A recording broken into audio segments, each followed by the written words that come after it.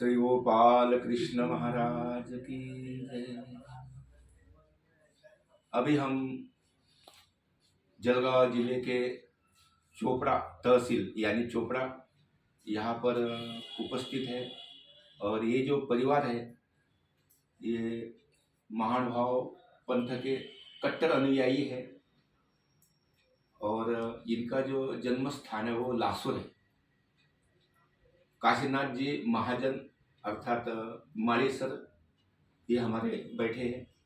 बहुत ही पुराने यानी दादा परदादा से ये महानुभाव पंथ इनके कुल में चलते आ रहा है। और ये जो है ये उनकी धर्मपत्नी है। और ये जो बैठा ये बालक ये निशान है इनका नातू है। और ये चक्रेश महाजन और ये इनकी धर्मपत्नी काव्याबेन है। और ये जो हमारा बालक है ये आदित्य है। तो रात को हम यहाँ रुके हैं और इन सभी की मुलाकात हो गई। और ये सभी ही अपने महानुभाव पंथ के होनहार अपने धर्म कार्य को निभाते हुए और अपना जीवन श्री परमेश्वर चरणी समर्पित करते हुए ये संसार करके परमार्थ करे और अपने जीवन का लक्ष्य जो अपनी मुक्ति है वो प्राप्त करे। इस प्रकार ये महानुभाव पंथ के अनुयायी है। और ये सभी जो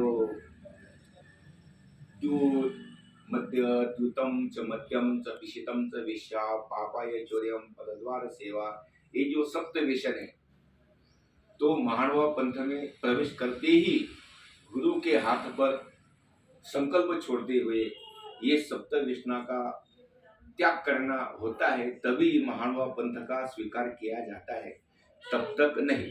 यानी किसी भी प्राणी की हत्या नहीं करनी है, कोई मद्यपान नहीं करना चाहिए, क्योंकि मद्यपान करने से जो बुद्धि है विस्मृत हो जाती है, भ्रमित हो जाती है। अपना कौन है पर्या कौन है कोई सोचता नहीं। और इसी कारण सोमरस यादवों ने पिया और अपने ही कुल का नाश कर दिया। इसलिए श्री कृष्ण महाराज ने पहले उनको कहा था कि आप कोई भी व्यसन मत करो। व्यसन यानी संकट ही है और जो व्यसन करता है वो संकट से घिरी जाता है।